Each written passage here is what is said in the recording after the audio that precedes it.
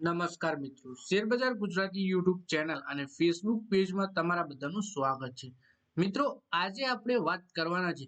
જો તમે પણ શેરબજારમાં રોકાણ કરતા હો અને ડિવિડન્ડ સ્ટોકમાં રોકાણ કરીને સારી એવી એક્સ્ટ્રા ઇન્કમ કરવા માંગતા હો, તો આ વિડીયોને તમે પૂરેપૂરો જોજો. કેમ કે આવતા અઠવાડિયે 14 જેટલી કંપનીઓ શેરબજારમાં રોકાણકારોને ડિવિડન્ડ આપવાની વિચારણા કરી રહી છે. તો આ કઈ કઈ કંપનીઓ છે અને ક્યારે ડિવિડન્ડ મળવાનું છે, એના વિશે આપણે તમામ માહિતી ડિટેલમાં જોઈએ. અને મિત્રો, જો આ વિડીયો આપણા ફેસબુક પેજ ઉપર જોઈ રહ્યા છો તો આપણા પેજને ફોલો કરી દેજો અને વિડીયો પોતાના મિત્રો સાથે ફેસબુક ઉપર બધી જગ્યાએ શેર કરી દેજો. સાથે જ જો આ વિડીયો આપણી યુટ્યુબ ચેનલમાં જોઈ રહ્યા છો તમે, તો આપણા વિડીયોને હાઈપ પણ કરી દેજો, જેથી શેરબજારની માહિતી ગુજરાતીમાં ગુજરાતના દરેક રોકાણકાર પાસે સરળતાથી પહોંચી શકે. સૌથી પહેલા મિત્રો વાત કરીએ, ઘણી કંપનીઓ આવતા અઠવાડિયે બોર્ડ મીટિંગ યોજી રહી છે અને તેમાંથી મોટાભાગની કંપનીઓ તેમના ત્રિમાસિક પરિણામો જાહેર કરશે. વધુમાં કેટલીક કંપનીઓ પરિણામ સાથે ડિવિડન્ડ અને સ્ટોક સ્પ્લિટની પણ જાહેરાત કરી શકે છે. મળતી માહિતી મુજબ 14 થી વધુ કંપનીઓ ડિવિડન્ડ આપવા ઉપર વિચાર કરી રહી છે. એટલે કે આવતા અઠવાડિયે મોટાભાગની કંપનીઓને બોર્ડ મીટિંગ છે, જેમાં કંપનીઓ ક્વાર્ટરલી પરિણામ જાહેર કરવાની છે.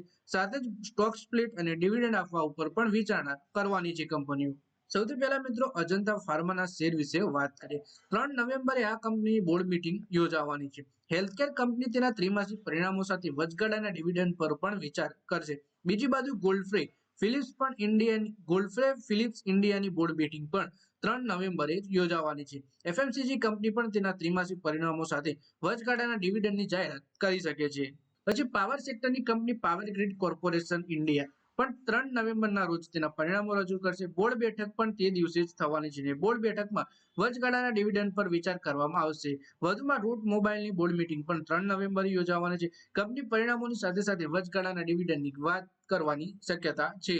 પછી વાત કરીએ, મફતલાલ ઇન્ડસ્ટ્રીની બોર્ડ મીટિંગ 4 નવેમ્બરના રોજ યોજાવાની છે. ટેક્સટાઇલ કંપની આ દિવસે તેના પરિણામો રજૂ કરશે અને વચગાળાના ડિવિડન્ડ પર પણ નિર્ણય લેવાશે. સાથે જ મેટ્રોપોલિસ હેલ્થકેરની બોર્ડ મીટિંગ પણ 4 નવેમ્બરના રોજ યોજાવાની છે. આ દિવસે પરિણામો રજૂ કરવામાં આવશે અને વચગાળાના ડિવિડન્ડનું એલાન કરવામાં આવશે.